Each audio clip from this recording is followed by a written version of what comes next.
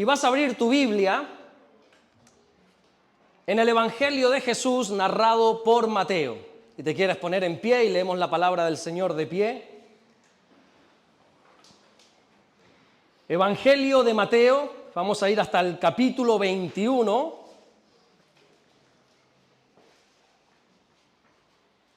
Y en esta ocasión vamos a leer algunos versículos, hasta el 11.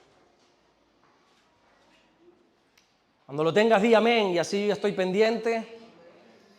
Si por casualidad te cuesta encontrarlo o no has traído la Biblia porque se te olvidó, ahí lo podemos seguir en las pantallas, pero sería bueno que traigas tu Biblia física y así puedes corroborar que todo lo que digamos aquí no es idea de una persona, sino que es palabra de Dios. Dice así la palabra de Dios, Mateo capítulo 21, versículo 1. Cuando se acercaron a Jerusalén y vinieron a Betfagé, al monte de los olivos, Jesús envió 2 discípulos, diciéndoles, id a la aldea que está enfrente de vosotros, y luego hallaréis una asna atada y un pollino con ella, desatadla y traédmelos. Y si alguien os dijere algo, decid, el Señor los necesita, y luego os enviará. Todo esto aconteció para que se cumpliese lo dicho por el profeta, cuando dijo, decid a la hija de Sión, he aquí, tu rey viene a ti, manso y sentado sobre una asna, sobre un pollino, hijo de animal de carga. Y los discípulos fueron e hicieron como Jesús les mandó. Y trajeron el asna y el pollino y pusieron sobre ellos sus mantos y él se sentó encima. Y la multitud, que era muy numerosa, tendía sus mantos en el camino y otros cortaban ramas de los árboles y las tendían en el camino.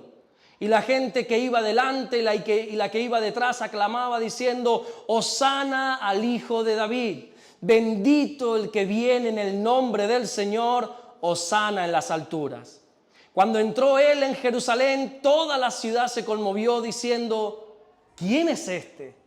Versículo 11, y la gente decía, este es Jesús el profeta de Nazaret de Galilea. Amén. Hasta ahí vamos a leer nada más en esta tarde. Señor, gracias por tu palabra. Gracias, mi Dios, porque la podemos leer libremente, sin miedo a persecución, sin miedo a represalias. Oramos en el nombre de Jesucristo, que mientras tu palabra es predicada, Señor, en esta tarde, que ocurran los prodigios, las señales, las maravillas, las sanidades, las liberaciones, todo lo que tu palabra dice y promete que puede ocurrir. Señor, oramos para que ocurra en nuestras vidas en el día de hoy. Gracias, Señor, por todo lo que estás haciendo y gracias también por todo lo que vas a hacer en el nombre bendito de Jesús. Y solo el que lo cree dice fuerte, amén, amén y amén. Ya puede tomar su asiento si quiere. Qué bueno, como decía Jorge, nuestro hermano Jorge ahora en la alabanza, en esta canción de Hosana. Hoy estamos celebrando o recordando, como él mismo aclaraba, un evento más importante de lo normal. Como cada domingo hemos venido aquí a celebrarle un culto al Señor, a levantar gloria y honra a su nombre, pero hoy lo hacemos de una manera quizá un poco más especial, porque hoy estamos comenzando lo que nosotros denominamos Semana Santa.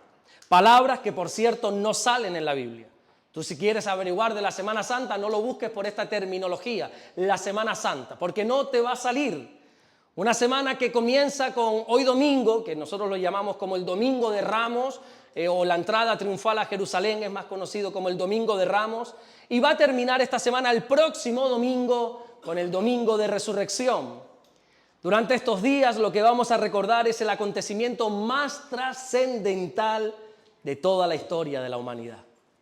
La pasión de Jesús, la muerte de Jesús y sobre todo su gloriosa resurrección.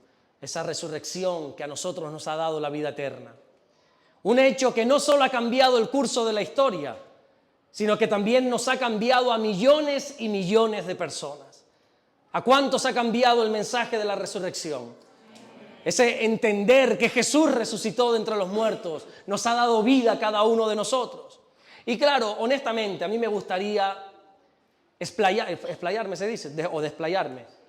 Explayarme, ¿verdad? Desplayarme no existe. Explayarme aquí hablando de la Semana Santa. Me encantaría entrar en detalles, inmiscuirnos en esos pequeños detalles y analizar punto por punto, paso por paso, evento tras evento, día tras día de todo lo que ocurre en la Semana Santa, pero si no, no vamos a tener tiempo, no podemos hacerlo. Me encantaría hablarte, por ejemplo, de la última cena, así la conocemos nosotros, esa cena donde Jesús se reúne con sus 12 discípulos en aquel lugar y allí hace algo inmenso, algo nunca visto antes en Jerusalén, porque ahí está el maestro, ahí está un rabino que es Jesús arrodillándose frente a sus discípulos. La Biblia dice que él se ciñe sus lomos con una toalla y hace algo que ningún rabino, ningún maestro había hecho nunca, que es lavar los pies de sus discípulos. Quizá algún discípulo sí lavaría los pies del maestro, pero ningún maestro se iba a humillar para lavar los pies de los discípulos. Pedro cuando ve eso dice, no, tú no me vas a lavar a mí. Dice, ay Pedro, como yo no lo hago. Dice, bueno, lávame entero, dice Pedro.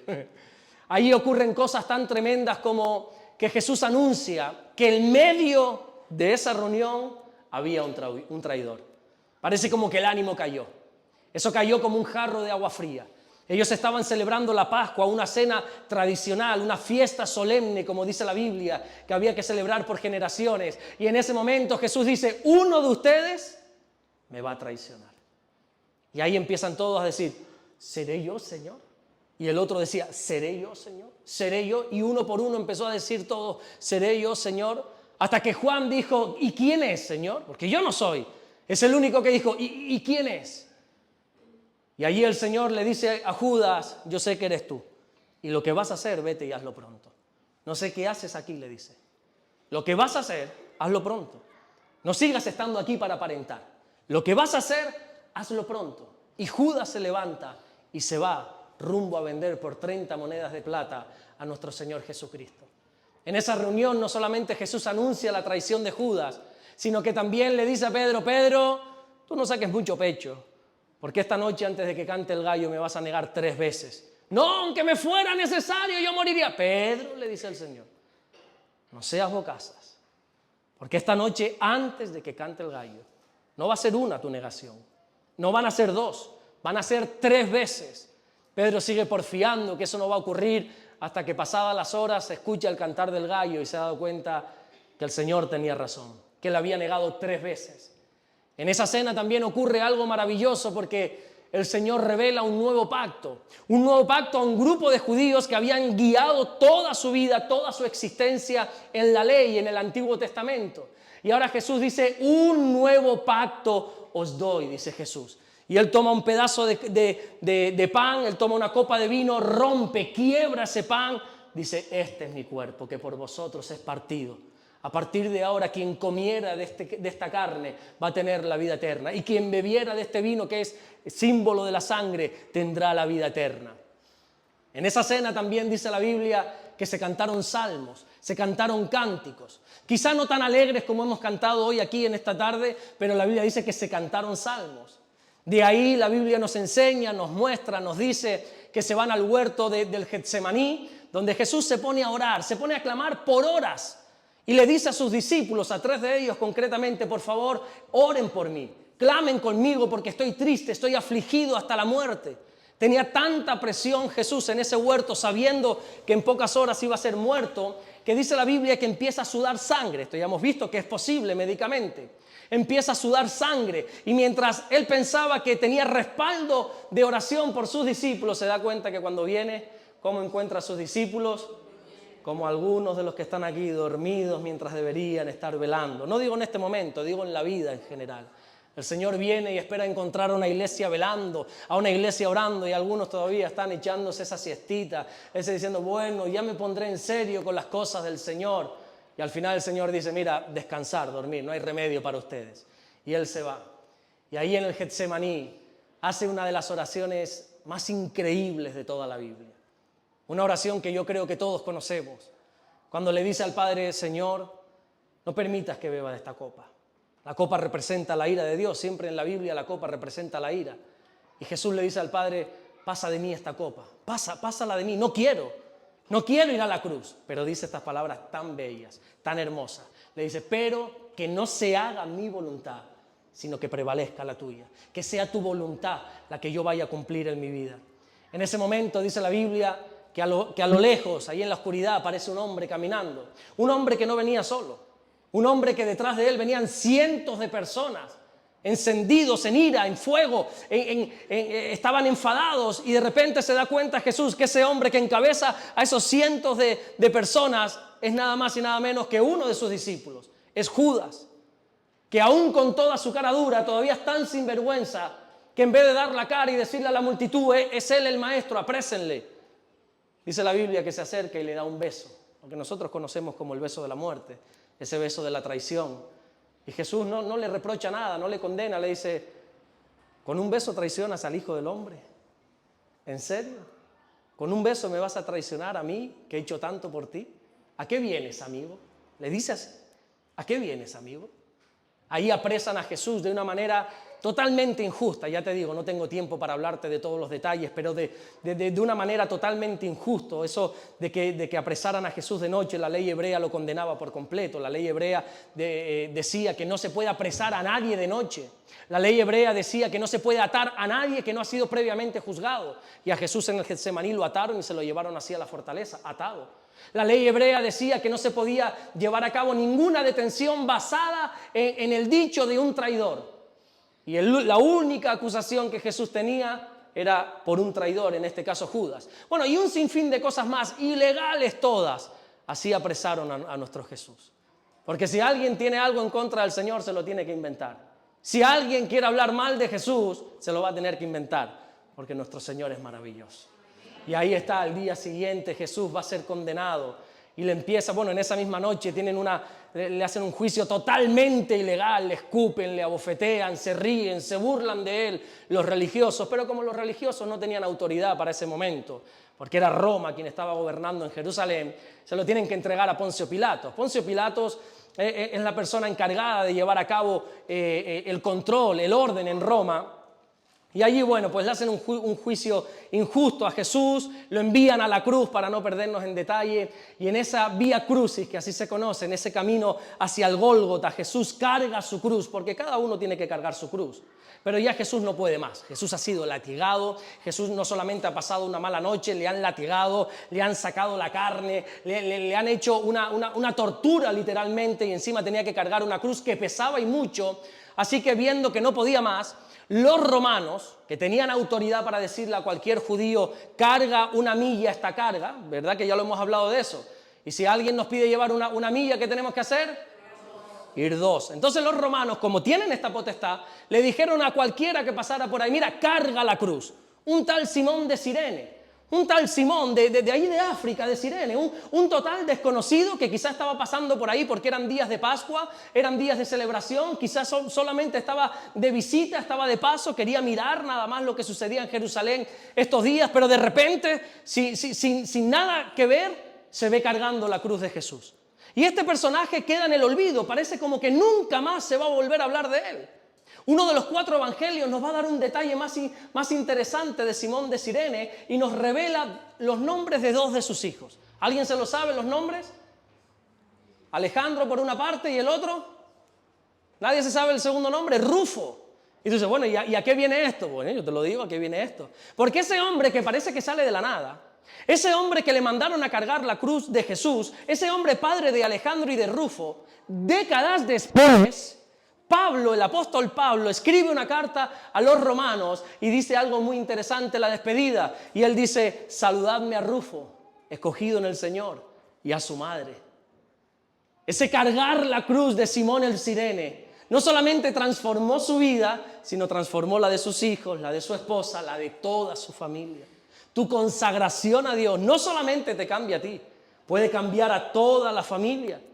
Podríamos hablar también de la muerte de Jesús, inmiscuirnos en esta muerte tan sobrenatural, en cómo unos discípulos acobardados por miedo, dice la Biblia, los judíos siempre estaban siguiendo a Jesús de lejos, pero cuando ven a Jesús muerto se envalentonan y piden el cuerpo de Jesús a Pilato. Y le dice un tal José Arimatea, que literalmente la Biblia dice que estaba intimidado por los judíos, se envalentona al ver a su Señor muerto y le pide el cuerpo, y llega por ahí otro que tuvo un encuentro de Jesús de noche. ¿Te acuerdas de ese hombre? ¿Cómo se llamaba?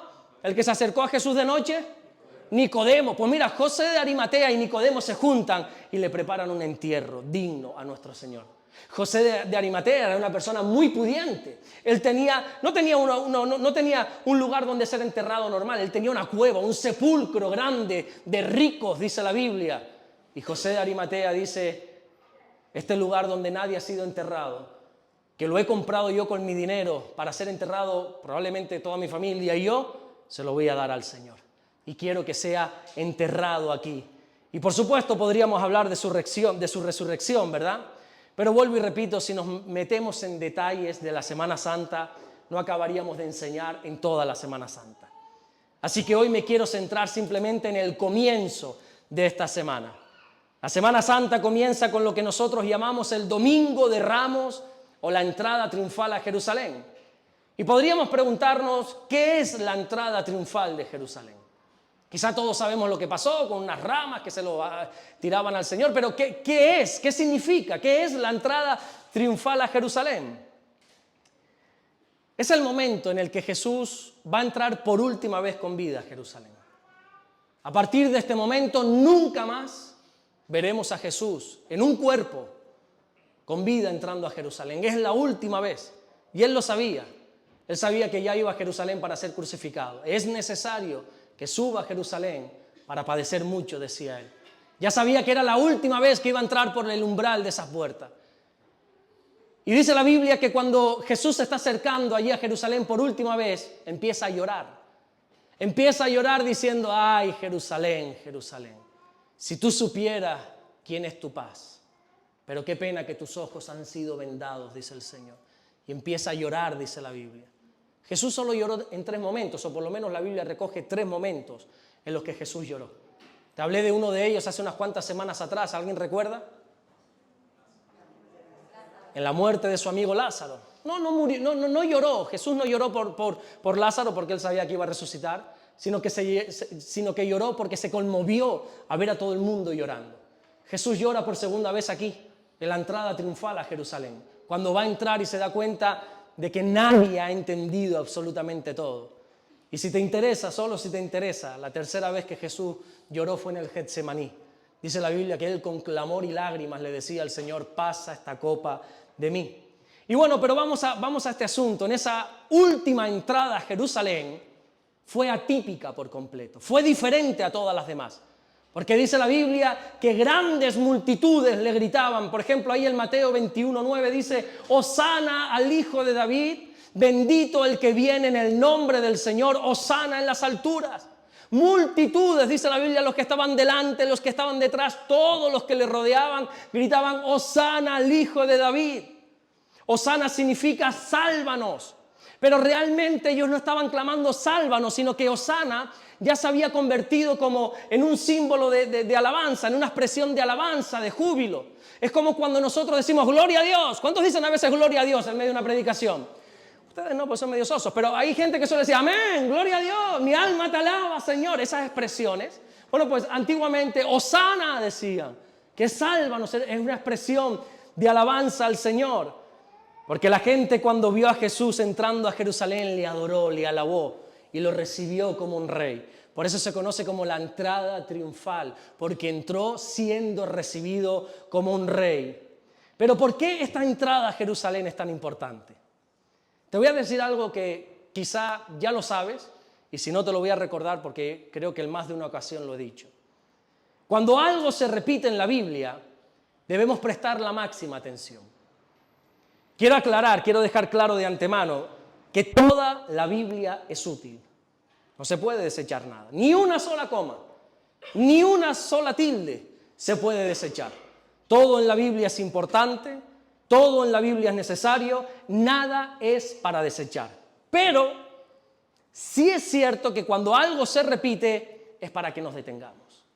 Cuando hay una repetición en la palabra de Dios, eso quiere decir que tenemos que prestar máxima atención.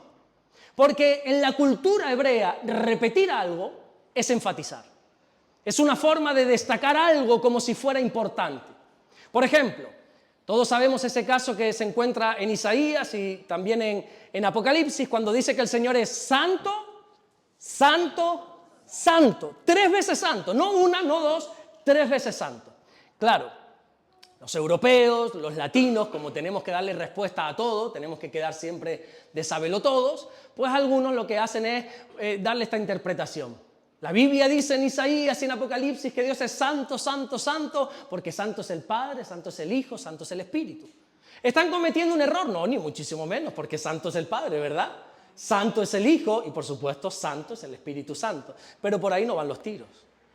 Cuando Isaías y Apocalipsis, en medio de una cultura hebrea, dice santo, santo, santo, están enfatizando, están resaltando esta máxima cualidad de Dios. Nadie en la tierra es tan santo como Dios. Dios no es santo. Dios no es ni siquiera santo, santo. La Biblia dice que Dios es santo, santo, santo. ¿Recuerdas esa expresión que solía usar mucho Jesús? Algo extraña para nosotros, quizá cotidiana para los que solemos leer la Biblia, pero un poco extraña porque él solía decir algo que repetía las palabras de cierto, de cierto os digo. ¿Verdad? ¿Cuántos hemos leído esa expresión en la Biblia? De cierto os digo. Y no lo decía siempre, lo decía de vez en cuando. Bueno, cuando él decía de cierto os digo, que en el original significa amén, amén, así sea, ya cuando un hebreo escuchaba una repetición levantaba las orejas y decía aquí viene algo importante. Así que cuando tú leas en la Biblia de cierto, no tengas prisa, no quieras correr, detente y analiza bien lo que va a decir el Señor ahí. ¿Recuerdas, por ejemplo, cuando Jesús repetía los nombres? Algunos nombres solía repetir. En un momento dado a Pedro le dijo, Simón, Simón, Satanás ha pedido para zarandearte, pero tranquilo, yo he rogado por ti para que tu fe no te falte. Simón, Simón, le dijo Jesús. Eso es algo importante que Simón, que Pedro tenía que entender. ¿Recuerdas alguna otra repetición que Jesús hiciera de otro nombre? A Marta, ¿verdad? Marta, Marta. Estás muy afanada, te veo turbada, estás muy preocupada. Le quiso llamar la atención. Quizás nosotros si nos repite el nombre no pasa nada, pero ya te digo que en la cultura hebrea era sinónimo de exaltar algo, de resaltar algo. Marta, Marta, afanada, turbada te veo con muchas cosas. ¿Recuerdas cuando Jesús mismo se le aparece a Pablo, allí camino a Damasco, que le dijo, Saulo, Saulo, ¿por qué me persigues? Cuando un hebreo, cuando un fariseo como Pablo escucha una repetición, él se tuvo que quedar helado. Él se tuvo que quedar quieto y diciendo, aquí viene algo importante. Y Dios le dice, ¿por qué me estás persiguiendo? ¿Por qué sigues emperrado en eso, hombre? Pablo, ¿por qué sigues dándole cosas? ¿Por qué sigues sin rendirte a mí? Le dice. Bueno, ¿y por qué te digo todo esto? Porque entre todos los eventos de Jesús, solo 5 se repiten en los 4 evangelios. De todos los encuentros que Jesús tuvo, de todas las cosas que Él vivió en su mundo o en su ministerio terrenal, solo 5 se repiten en los 4 evangelios.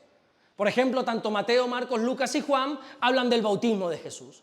¿Qué quiere decir eso? Que se repitan los 4, que eso es importante. Que en el bautismo hay algo importante que nosotros tenemos que aprender. Fíjate si es importante, ahí Jesús comienza el ministerio, ¿verdad? Ahí Jesús dice la Biblia que es bautizado por Juan el Bautista. De repente se abren los cielos, se escucha una voz que era el Padre, diciendo este es mi Hijo amado en el que tengo complacencia, y desciende el Espíritu Santo. Ahí se ve la Trinidad, el Padre, el Espíritu, el Hijo, unidos aquí en la tierra. Es importante aprender sobre el bautismo de Jesús. Otra cosa que se repite en los 4 evangelios es la multiplicación de los alimentos. Esa multiplicación que Jesús tiene a cabo con unos poquitos alimentos y hay una inmensa multitud de miles de personas. Mateo, Marcos, Lucas y Juan lo resaltan en su evangelio, porque ahí hay algo importante. Ahí hay algo importante para aquellas personas que están agobiadas porque tienen poco. Lo poco en las manos del Señor es mucho. Ahí hay algo importante. Lo tercero que los 4 evangelios, repiten es la confesión de Pedro. ¿Recuerdas cuando Jesús llega a un lugar y le dice a sus discípulos, oye, esta gente, ¿quién dice que soy yo? ¿Qué opinión? ¿Ustedes saben qué opinión tiene esta gente de mí? Dice Jesús. Bueno, algunos dicen que eres Jeremías, otros dicen que eres Elías, otros que eres Juan el Bautista, pero Pedro, que es un bocaza, ya te digo, pero en ese momento la clava. En ese momento el Espíritu de Dios le revela algo precioso y le dice, tú eres el Cristo, tú eres el Hijo del Dios viviente. Esa expresión la repiten los 4 evangelios. Lo cuarto que se repite es la entrada triunfal a Jerusalén, y lo quinto es todo lo que tiene que ver con la pasión, la muerte y la resurrección. Pero ¿qué es la entrada triunfal a Jerusalén? Te lo voy a explicar rápidamente. Cuando Jesús sube por última vez a Jerusalén, antes de ser crucificado, entró de una manera muy peculiar. Porque dice la Biblia que el Señor mandó a 2 de sus discípulos a buscar un pollino. Un pollino, déjame aclarar, porque he escuchado a algunos decir que un pollino se refiere a un pollo. Un pollino está hablando de la cría de una asna. Y ustedes se ríen, pero lo he escuchado en alguna predicación de algún hombre que es serio, o yo lo tomaba como serio en la palabra de Dios. ¿Y cómo es posible? El milagro de Jesús fue una entrada triunfal porque un hombre corporal como era Jesús logró entrar sobre un pollo. No, ese no es el milagro. Por eso no es la entrada triunfal, mi hijo. La entrada triunfal es porque lo recibieron como un rey. Un pollino es la cría de un asno.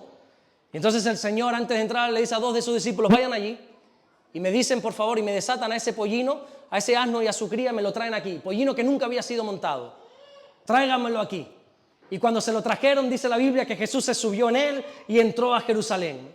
Pero lo más curioso no es esto, lo más curioso no es ver a Jesús, a un rabino, a un hombre hecho y derecho de 33 años, sentado sobre una cría de asno. Sino que lo más curioso sucede después, porque de repente toda la multitud que estaba por ahí, cientos de personas, dice la Biblia que empiezan a cortar ramas de palmeras, se la empiezan a poner delante de él, entran en las casas, cogen quizá lo más valioso que había, unos mantos o unas sábanas que había y lo empiezan a poner delante de Jesús como recibiéndolo con gloria, recibiéndolo con honra. Y dice la Biblia en Mateo 21:9 que todos decían, Hosana al Hijo de David, bendito el que viene en el nombre del Señor, Hosana en las alturas. Y lo reciben como un rey. ¿Sabes qué significa esto? Quizá para nosotros es algo extraño, pero no para un judío. Los judíos en ese momento estaban esperando al Mesías. Los judíos saben que el Antiguo Testamento arroja más de 300 profecías sobre el Mesías. Muchas más, casi 400. Y da muchos datos específicos de cómo, dónde, quién tenía que ser el Mesías, dónde iban a ser, a través de quién. Y parece ser que en aquel tiempo muchas de esas profecías estaban siendo encajadas.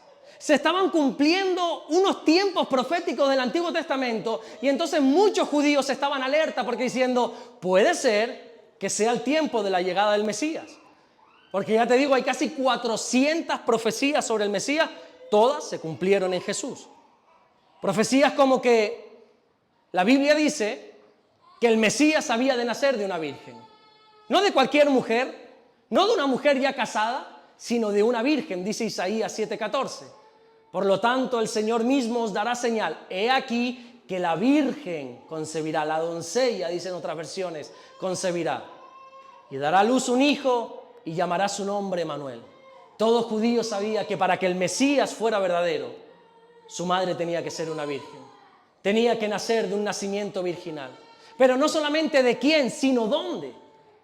La Biblia decía en Miqueas capítulo 5 versículo 2, pero tú, Belén Efrata, pequeña para estar entre las familias de Judá, de ti me saldrá el que será Señor en Israel. Se sabía que tenía que nacer en Belén. Ya sabemos que tiene que ser a través de una virgen y a través y en un lugar muy pequeño, Belén, allí tenía que nacer. La Biblia también profetiza en el Antiguo Testamento que de todas las tribus existentes, Jesús o el Mesías tenía que nacer de una en concreto, de la tribu de Judá. De esa tribu tenía que nacer Jesús. Todavía pone más pequeño el círculo y dice, vale, de la tribu de Judá, pero tiene que nacer descendiente de David. Por eso a Jesús se le conoce como el Hijo de David, porque él viene de esa descendencia. Hay otra profecía que decía que antes que venga el Mesías, un mensajero tiene que ir delante de él abriendo el camino. ¿Alguien sabe de quién estamos hablando? De una voz que clama en el desierto, que prepara el camino, ¿verdad?, para el Señor, que es ese Juan el Bautista. Otra profecía decía que sus manos y sus pies serían horadados, serían clavados. Todos sabemos cómo a Jesús en la cruz se le colgó a través de sus manos y de sus pies, lo clavaron. Pero es que había otra profecía que decía que ningún hueso podría ser quebrado. Por alguna extraña razón dice la Biblia que Jesús en toda su vida nunca se rompió un hueso. ¿Cuántos han roto aquí algún hueso alguna vez? Yo unos cuantos, dedos de los pies, no sé por qué. Yo no sé, los tendré frágiles o algo, pero no hay año que no me parta un dedo del pie. Ya los tengo ya que ninguno se dobla, eso está así recto, pero me los he roto todos.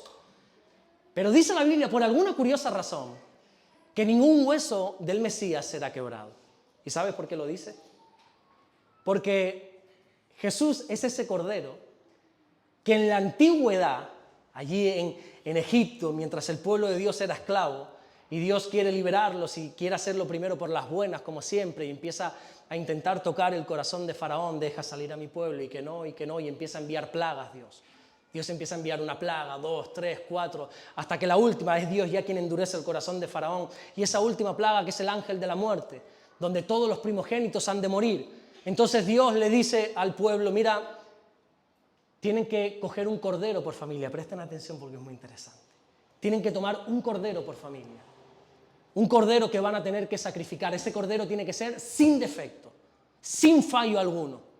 Y con su sangre tiene que ser rociada por los dinteles de la puerta para que cuando pase el ángel de la muerte, cuando vea la sangre del cordero, no les toque. Algunos ya saben qué sangre es esa, ¿verdad? La sangre que nos libra de la muerte, la sangre que nos ha librado de la esclavitud. Y Dios dice, ese cordero, cuando lo sacrifiques, no puedes romper sus huesos. Tiene que ser un cordero perfecto aún en su muerte. Por eso Jesús en la cruz, ningún hueso fue quebrado, porque Él es ese cordero que Dios envía para librarnos del pecado. Y uno dice, ¿y cómo es posible que unos clavos tan gordos, porque eran clavos gordos, pudiesen atravesar las manos y los pies sin romper hueso? Bueno, médicamente es posible. Porque aquí los metatarsianos que hay tienen cierta flexibilidad, pero tienes que ser muy exhaustivo a la hora de clavar, no solamente en las manos, sobre todo en los pies, muy exhaustivo para clavar semejantes clavos y no romper ningún hueso. ¿Sabes qué nos enseña eso? Que Dios tenía todo bajo control. Que era el romano, sí, sin duda alguna, era el romano quien estaba martillando esas manos, pero Dios estaba al frente de absolutamente todo. Había muchas más profecías como por ejemplo que iba a ser contado entre los transgresores. Por alguna razón la Biblia dice que Jesús tenía que morir entre dos ladrones y así fue. Dos ladrones, uno a su derecha, uno a su izquierda. Por cierto, uno de ellos fue salvo en el último instante de su vida. Otra profecía decía que será sepultado entre los ricos. Ya te hablé de José de Arimatea, un hombre rico, un hombre pudiente que lo mete en su sepulcro de hombre rico. Pero había una profecía diferente. Había una profecía peculiar. Una profecía que dice que el Mesías se iba a coronar como rey de una manera extraña. Se iba a coronar como rey, no como los demás reyes, sino viniendo a Jerusalén montado en un pollino. Zacarías capítulo 9, versículo 9 dice, alégrate mucho, hija de Sión, da voces de júbilo, hija de Jerusalén, he aquí tu rey vendrá a ti, justo y salvador, humilde y cabalgando sobre un asno, sobre un pollino, hijo de asna. Y así sucedió, tal cual estaba escrito. Todo se llevó al pie de la letra. ¿Y por qué digo que esta profecía es curiosa? Porque todos sabemos que los reyes siempre han sido ostentosos, ¿verdad? Cuando un rey va a ser coronado, todos sabemos que quieren desplegar todas sus riquezas porque parece que en sus riquezas está su poder. Cuando a un rey se le va a coronar, siempre se hace una gran ceremonia. Una de las grandes ceremonias, una de las últimas que se ha llevado a cabo en el mundo, es la del rey Carlos III como rey de Inglaterra, donde los datos oficiales, que no me creo ni un pelo, donde los datos oficiales dicen que se gastaron más de 85 millones de euros en que un hombre se le pusiera una corona sobre la cabeza, en algo que todo se sabía ya. Y digo que no me creo ni un pelo porque ahí se gastaron y hasta 4 veces más, estoy seguro. 85 millones de euros dice que se gastó. Los reyes en la antigüedad eran muy ostentosos. ¿Recuerdas Nabucodonosor, este rey malvado de Babilonia? Fíjate si era ostentoso, ególatra, que dice la Biblia que en un momento dado quiere levantar una estatua de oro y la levanta. Levanta una estatua de sí mismo y dice que todo el pueblo la tenía que adorar. Así eran los reyes en la antigüedad. No pienses que todos eran como quizá el que tenemos aquí en España. Que ¿cómo se le dice? Bueno, a este no, al padre se le decía que era un rey, que alguno me diga el adjetivo que se le ponía. campechano, ¿verdad? Que era campechano. Ahora ya no es tan campechano, ¿verdad? Porque han salido algunos trapos sucios, ya no es tan campechano. Pero no, así no son así no es la monarquía realmente. La monarquía es esto, Nabucodonosor, un rey levantando una estatua de oro y diciéndole a todos los plebeyos, adórenme. La Biblia dice que en los días del rey Salomón, la plata no servía para nada, todo era de oro. Su casa era de oro, el palacio era de oro. Sus cubiertos con los que comían eran de oro. Los platos eran de oro. Los vasos eran de oro. Por ahí otra reina, la reina de Saba, escuchó la sabiduría de Salomón y le fue a visitar. Fíjate si esta mujer era ostentosa, que para poder visitar a Salomón, todos saben los regalos que le hizo, ¿verdad? Cientos de camellos iban delante de ella cargados de regalos. Dice la Biblia que eran piedras preciosas y oro hasta 4.000 kilos de oro. Porque todos los reyes tenían grandes palacios, se movían en grandes carruajes, lujosas carrozas tirados por los mejores caballos. Pero Jesús no es así. Jesús es diferente, porque Jesús no es un rey más. Jesús es el Rey de Reyes, dice la Biblia. Jesús no está en contra de que se levante uno, se levante el otro y se levante el otro rey. Pero quiere dejar claro que Él está sobre todo rey. Él es el Rey de Reyes. Su presentación como rey fue la más humilde, la más sencilla, la más discreta, pero aunque fue la más discreta, aún 2000 años después seguimos hablando de ella y seguimos glorificando su nombre a través de esta entrada. Y entonces, ¿qué sucedió cuando Jesús entró sobre este asna, sobre esta cría de asno? Dice la Biblia que toda la multitud se gozó. Cuando vieron a Jesús, todos se gozaron, todos se alegraron y comenzaron a bendecir al Señor. Dice Lucas 19:37, cuando llegaban ya cerca de la bajada del monte de los olivos, toda la multitud de los discípulos, gozándose, comenzó a alabar a Dios a grandes voces por todas las maravillas que habían visto. Todos alegres, todos contentos, porque es imposible no ver a Jesús y no ponerte alegre, no ponerte contento. Grandes multitudes adorando a Jesús. Se hizo una gran fiesta en su nombre. ¿Cuántos anhelan ver algo así? Multitudes adorando al Señor, toda nuestra familia adorando, gozándose, exaltando el nombre del Señor, toda una multitud diciendo, Hosana, Hosana, bendito el que viene en el nombre del Señor. A mí me encantaría ver a toda mi familia diciendo eso, me encantaría ver a todo este pueblo diciendo eso, me encantaría ver a toda esta isla clamando, Hosana, bendito el que viene en el nombre del Señor. Pero hay que aclarar que en pocos días esa misma multitud iba a tener otro clamor en su boca. Cuando Jesús es arrestado, el gobernador de Judea, que es Poncio Pilato, fue el encargado de interrogar a Jesús para establecer una condena. Y Pilato se da cuenta que no hay delito en él. Pilato se da cuenta que el hombre que le están trayendo para condenar es inocente. Y hasta en 3 ocasiones intenta hacer entrar en razón al pueblo diciendo, no hallo delito en él. No puedo condenarle porque no hallo delito en él. Pero como es político y no tiene moralidad ninguna, sino que se debe al pueblo, entonces tiene que agradar al pueblo. O sea, es que Pilato en este caso, no los políticos, Pilato en este caso no tiene principios, se mueve por lo que el pueblo quería. Así dice la Biblia, que para agradar al pueblo al final tuvo que entregarlo. Pero Pilato no halla delito en Jesús. Incluso en un momento de desesperación, Pilato entra adentro y su mujer, cuidado con las mujeres, háganle más caso a las mujeres. Su mujer le dice a Pilato, no tengas nada que ver con este justo. He tenido un sueño y he sido perturbada por Dios por este caso. No tengas nada que ver con este justo. Pero Pilato no encuentra la salida para liberarse de condenar a Jesús. Pero recuerda, parece como que le viene un brillo de luz y recuerda que los judíos tienen como una extraña costumbre. Pilato sabe que los judíos en el día de la Pascua pues solían soltar a un preso. Eran como muy misericordiosos, ¿verdad? Tenían como por costumbre soltar a un preso. Así que Pilato dice, bueno, aquí tengo la solución. Tengo ahora mismo aquí en calabozo a uno de los peores criminales de todo Israel. Tengo a Barrabás, un asesino, un rebelde, alguien que ha traído muchos problemas. Así que ya está, voy a poner a Barrabás frente a la multitud, voy a poner a Jesús, voy a decir, ¿a quién queréis que suelte? Y lógicamente todos van a querer a Jesús libre y Barrabás que vuelva otra vez a la cárcel. Pero todos sabemos cómo acaba la historia, ¿verdad? Cuando Pilato pone a Barrabás y pone a Jesús frente a la multitud. Dice la Biblia en Lucas 23, 18, mas toda la multitud dio voces a una, diciendo, fuera con este, suéltanos a Barrabás. Qué tremendo, ¿no? Ni uno dijo que no. Ni uno dijo, no, yo prefiero a Jesús. No, todos a una. Y soltaron a Barrabás. Barrabás, que todos lo tenemos como un malvado. ¿Cuántos han visto la película La Pasión de Cristo? Ahora la van a poner, la van a repetir 80 veces en esta semana. Barrabás sale con una cara de malo, con una cicatriz entera aquí, ¿verdad? O bueno, hay más películas. Yo es que como no he visto más, solo he visto La Pasión de Cristo, no sé cómo lo representan en las demás. Pero tú sabes quién es Barrabás en esta historia, ¿verdad? Tú tienes claro quién es Barrabás. ¿Quién es este culpable que a punto de ir a la cruz llega un inocente como Jesús y le dice, no te preocupes, tú no vas a ir a la cruz, yo voy a morir en tu lugar? ¿Sabes quién significa Barrabás? ¿Quién representa a Barrabás? Barrabás significa Bar, que significa hijo, Abba, Padre, el Hijo del Padre. Barrabás somos tú y yo, culpables que merecemos una condena, pero que Jesús nos ha liberado, que Jesús se ha puesto delante de nosotros y nos dice, no es tu momento de ir a la cruz, yo voy a morir por ti.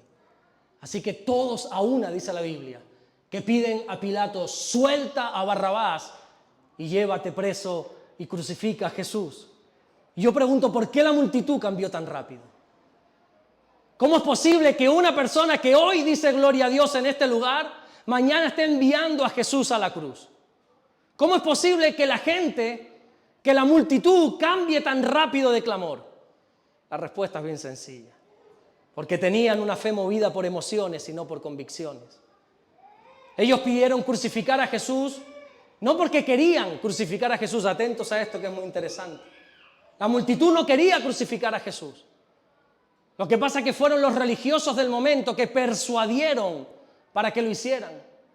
Dice la Biblia en Mateo 27, 20, pero los principales sacerdotes y los ancianos persuadieron a la multitud que pidiese a Barrabás y que Jesús fuese muerto. Puede ser que quizá en el fondo de su corazón ellos no querían enviar a Jesús a la cruz, pero la presión social les pudo. La influencia del entorno les hizo cambiar su clamor. Pregúntate algo, para ti mismo, no responda, esto es para ti. ¿Tu entorno te hace cambiar? ¿La presión social te cambia? ¿Eres de los que te gozas cuando alabas a Dios como hizo la multitud allí en la entrada triunfal, pero que a la mínima de cambio cambias tu clamor? ¿Cómo hablarás esta noche en tu casa? ¿Cómo hablarás mañana en tu trabajo? ¿Eres de los que hoy aquí dices gloria a Dios, Dios te bendiga, me alegro de verte, estoy gozoso de verte, Dios te bendiga, hosana, pero mañana cambias tu mensaje? ¿Eres de los que la presión social te cambia? Amado mío, Dios quiere creyentes firmes en la fe. Primera de Corintios capítulo 16 versículo 13 dice, velad, estad firmes en la fe, portaos varonilmente y esforzaos. Estad firmes en la fe. Es un mensaje que Pablo le da a esta iglesia de Corinto. ¿Sabes que la iglesia de Corinto se caracterizaba principalmente porque era inmadura? Presumían de tener muchos dones. Muchos dones, ellos abundaban en muchos dones, dice la Biblia, pero le faltaba madurez. No solamente eso, sino que Corinto estaba en medio de lugares donde había una total inmoralidad sexual, donde era todo corrompido, donde sobreabundaba el pecado. Era algo inmenso donde estaba situada Corinto. Era una de las ciudades más inmorales del momento y esa inmoralidad se infiltró dentro de la iglesia. Y Pablo en un momento dado tiene que juzgar un caso de inmoralidad que ni aún en el mundo se ve. Por eso en el final de esta primera carta Pablo les dice, hey, estate firme en la fe. Esto no se trata de estar aquí un día. Pablo le dice a una iglesia que presume de dones, pero que es inmadura. Le dice, esto no se trata de venir un domingo a la iglesia, dice Pablo, estate firme en la fe. Estate firme en la fe, dice Pablo. Y creo que esta advertencia de Pablo es necesaria para estos tiempos. Yo no sé si tú tienes esto claro, pero estamos viviendo en tiempos peligrosos. No tanto por el pecado o por la inmoralidad. Pecado e inmoralidad siempre lo ha habido. Incluso hace tiempo todavía más. Los griegos eran todavía más inmorales que lo que son hoy en día. Siempre ha habido pecado, siempre ha habido inmoralidad. Pero estamos viviendo en los últimos tiempos, en tiempos peligrosos, porque Hoy se está viendo algo mucho más grave y más peligroso que nunca antes se había visto. ¿Sabes qué es? Creyentes debilitándose. Creyentes retrocediendo. O incluso creyentes apartándose de la fe por la presión social que el mundo hace sobre ellos. Por eso Pablo le dice a Timoteo en su primera carta, capítulo 4, versículo 1, pero el Espíritu dice claramente, este es un mensaje claro, directo, el Espíritu dice claramente que en los postreros tiempos algunos apostatarán de la fe. Y llegados a este punto yo me pregunto, ¿dónde están esos creyentes que no negocian con su fe? ¿Dónde están esos creyentes firmes en la fe? ¿Dónde están esos hombres, esas mujeres, como los amigos de Daniel, que prefieren quemarse en un horno de fuego antes que ceder a la idolatría? ¿Dónde están esos Elías, que aunque el pueblo estaba dividido entre dos pensamientos, él decide permanecer firme en las cosas del Señor? ¿Dónde están esos Esteban, que aunque frente a él tenía hombres armados con piedras, no cambió su mensaje? ¿Dónde están esos hombres, esas mujeres firmes en la fe? ¿Dónde están esos Pedros, esos Juan, que aunque nos encarcelen vamos a decir, nunca dejaré de hablar de Jesús? Nunca voy a dejar de predicar en el nombre de Jesucristo, porque es necesario agradar a Dios antes que a los hombres. Iglesia, estate firme en la fe, que una persona no te distraiga. Estamos viviendo en tiempos peligrosos, tiempos donde Pablo se llevaba las manos a la cabeza diciendo, ¿cómo es posible que algunos se atrevan a apostatar de la fe? Dios mío, ¿cómo es posible que algunos piensen que su fe se basa en venir un domingo a la iglesia? Pablo dice, esto es increíble, esto es un mensaje tan claro. ¿Cómo es posible que algunos retrocedan en su fe? Dice Pablo. Estamos viviendo en tiempos peligrosos. Estamos viviendo en tiempos peligrosos. Hosana no es un clamor de un día, es el clamor de una vida entera. Como digo en todos los mensajes de Semana Santa, Dios no quiere una Semana Santa. Termina tú la frase que te la sabes. Dios quiere una vida santa. De nada te sirve que tú vengas hoy aquí, que vayas a no sé cuántas procesiones, que no comas carne, que ayunes, que hagas tantas y tantas cosas que esta semana se hace, que te flagelen la espalda como algunos más radicales incluso se crucifican. De nada te sirve si en pocos días cambias tu clamor. De nada te sirve venir aquí y decir, Hosana, bendito el que viene en el nombre del Señor, si mañana vas a cambiar tu mensaje. Dios no está buscando multitudes para que un día, un momento puntual a la semana en particular le digan Hosana. Dios está buscando adoradores que le adoren en espíritu y en verdad. Amada iglesia, tenemos que pelear la buena batalla de la fe. Mantente firme, no retrocedas, permanece aunque el mundo quiera persuadirte. Sé fiel hasta la muerte, como Dios le dijo a la iglesia de Esmirna. Apocalipsis 2:10, sé fiel hasta la muerte y yo te daré la corona de la vida. En esta época, en aquella época, fueron los principales sacerdotes, fueron los ancianos quienes persuadieron a la gente para cambiar su clamor. Pero ¿sabes quién hoy puede persuadirte? Hoy puede ser quizá las redes sociales que quieren censurar tu fe. Hoy puede ser quizá los colegios que han quitado toda la Biblia de las enseñanzas y han puesto otros libros, pero la Biblia no las han quitado. Pueden ser los institutos, las universidades que te van a tachar, se van a reír, a burlar de ti por tu fe. Puede ser una sociedad con ideologías cada vez más apartadas de Dios. Puede ser colectivos que a la fuerza quieren imponer sus ideas a costa de humillar las tuyas. Pero la Biblia dice que nosotros no podemos retroceder. La Biblia dice en Hebreos 10:39, pero nosotros no somos de los que retroceden para perdición, sino de los que tienen fe para preservación del alma. La Biblia nos enseña que en la entrada triunfal de Jerusalén, cuando todo el mundo vio a Jesús, la multitud le adoró, la multitud estaba gozosa, dice la Biblia en Lucas 19:37. Dice, toda la multitud de los discípulos gozándose comenzó a alabar a Dios a grandes voces por todas las maravillas que habían visto. Ese mismo gozo que ellos tenían es el mismo que sientes tú cuando adoras al Señor. Esa misma alegría que brota de dentro de ti, que no sabes ni siquiera de dónde sale. Incluso te puedes sentir ridículo cuando tú levantas tus manos y le adoras en medio de una multitud inconversa, en medio de una multitud que no cree a Dios. Pero dentro de ti hay un gozo inexplicable, hay una paz que sobrepasa todo entendimiento. Ese mismo gozo es el que estaban sintiendo ahí. Por eso no puedes dejar que la presión social apague tu alabanza. Mantente firme en la fe, iglesia. Pelea la buena batalla de la fe. Mantén tu clamor de hosana durante toda la vida. Las multitudes quieren apagar tu voz. Las multitudes quieren cambiar tu voz. Pero tú mantente firme. No dejes que el mundo te quite lo más maravilloso que tienes, que es adorar al Rey. Es lo más hermoso que podemos hacer. Hemos sido creados, dice la Biblia, para adorar. Y ese gozo no lo vas a experimentar en ningún otro lugar, salvo cuando tú levantas las manos y adoras al Señor. ¿Te animas a cerrar tus ojos y a levantar tus manos conmigo? Si te quieres poner en pie, quieres quedarte sentado como tú quieras. ¿Te animas a levantar tus manos en esta noche y adorarle, a bendecirle, a que haya un clamor dentro de ti que bendiga el nombre del Señor? La Biblia dice que en su presencia hay plenitud de gozo. Ese gozo que sintió aquella multitud, ese gozo que todos sintieron cuando le adoraron, puedes sentirlo tú. Aquí no te sientas tímido, levanta tus manos y adórale. Es lo mejor que puedes hacer, levanta tus manos, ríndete por completo al Señor, adórale, adórale.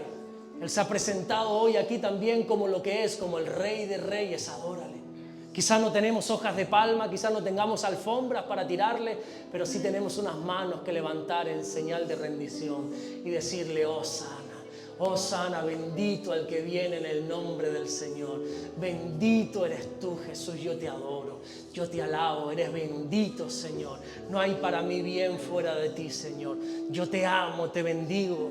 Hermano mío, mantente firme en esta fe, en este clamor, mantente firme. No dejes que la presión social cambie ese clamor. Sé libre y adórale.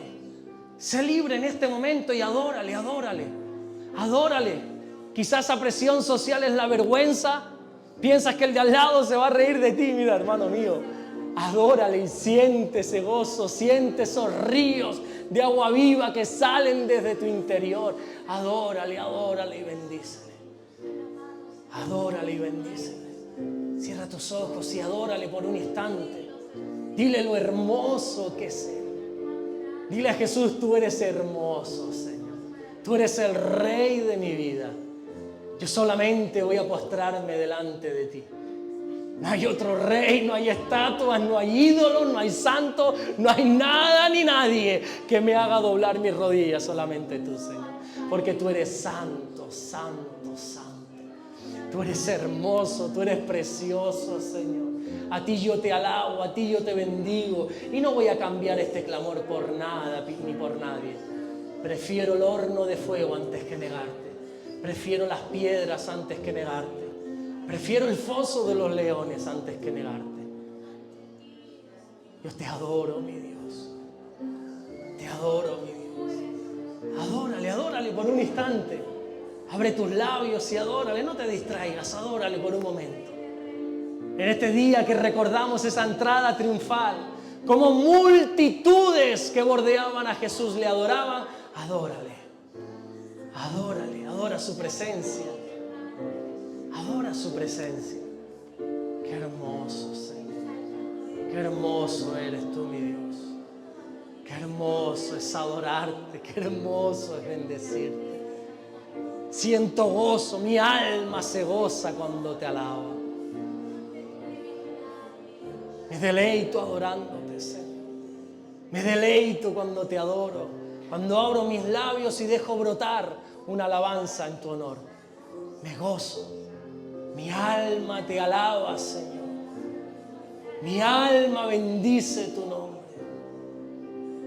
Alábalo, iglesia, alábalo. Sé como esa multitud gozosa adorando a su Rey, adorando al Creador, adorando al Rey de Reyes. Aleluya, bendito eres tú.